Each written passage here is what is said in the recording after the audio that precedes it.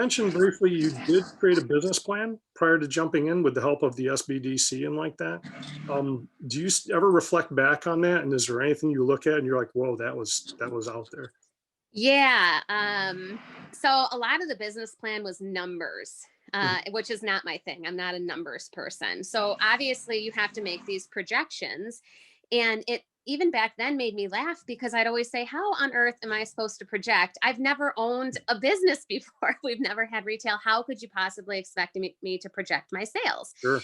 And so I look at my projections and it's really, they were very, very off. I mean, shamefully off, but you don't know. So I think, I look at it as when I graduated college and I had my psych Mhm. degree and my sociology degree, and you think you know everything, right? You've Right. got this diploma in hand and you're ready to go. And then you get into your first job and you learn more in the first week of your first job than you did sitting in all Yeah. those courses.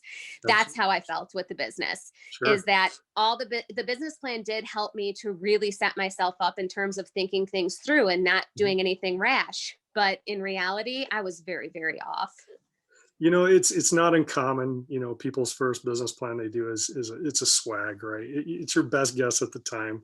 You don't have a crystal ball. There's a lot of other factors that come into play, but it does show the thought process that you've really kind of walked through the detail and you've stepped through it. It's interesting. One of my friends who has a bunch of gyms in Boise, he was my first podcast.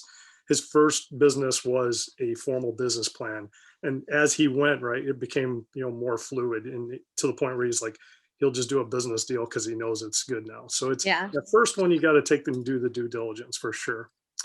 So moving on, talk about a little bit about startup funding. When you look at your amount of capital you needed to start up, I'm not going to ask you how much you needed, but did you actually finance your startup or was it out of pocket? If it wasn't out of pocket, you did finance. Who did you reach out to? Was it like an SBA type loan or some other loan?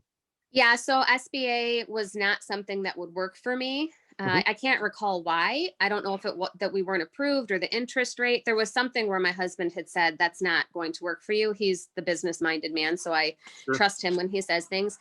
I had saved from day one. I had opened up a separate account for the bakery. So from day one, back in 2016, any profits that we received were in a separate account, and the end goal Sure. was always to open a bakery.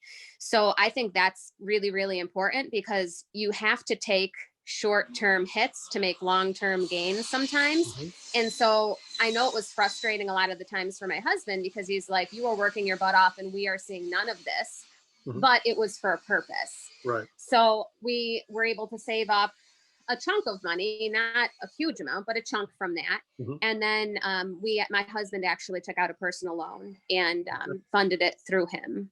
Nice. That's awesome. You could do it through organic growth, and it does take definitely discipline to do that. So definitely, that's a great way to grow because you're not worried about the debt that's off to the side.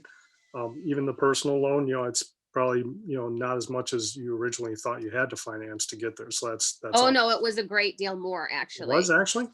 Yes, it was a huge amount of money that is I think that's something that is important for small business owners to realize too, is that even if it looks like you're making so much money, Hmm. you're paying off all of these loans to start up.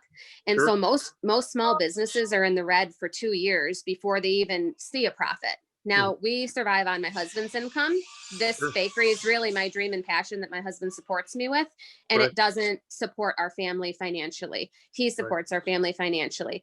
The Okay. bakery from the start has always been something that from day one, I said the end goal is to get to the point where we're donating more profits than we're keeping. Hmm. But in order to get to that point, you have to pay off all your loans and all those other things. Right. So we're really a charity minded business.